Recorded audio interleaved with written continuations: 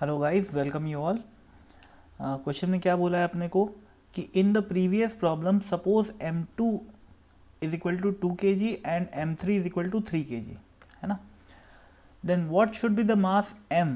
भाई ये m नहीं है, ये m1 होगा, है ना, मिसप्रिंट है यहाँ पर, m1 है क्योंकि हम इसकी बात कर रहे हैं।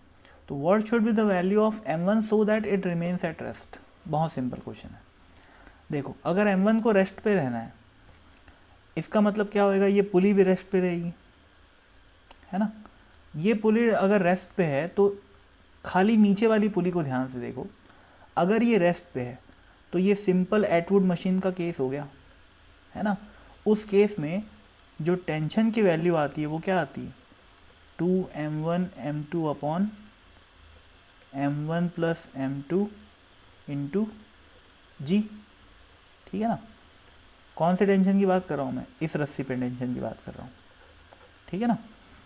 तो टेंशन की वैल्यू क्या आ जाएगी, 2 इंटू m1 कितना है 2 है, m3 कितना है 3 है, g कितना है 10 है, m1 प्लस m2 कितना हो जाएगा 5। ठीक है, तो 5 ये 2 हो गया, अब ये 2 8 3 24। ठीक है ना, टेंशन की वैल्यू आ गई 24। अब चूंकि t की वैल्यू 24 आ गई तो यहाँ पर कितना लगेगा टेंशन ऊपर वाली रस्सी में, 2t।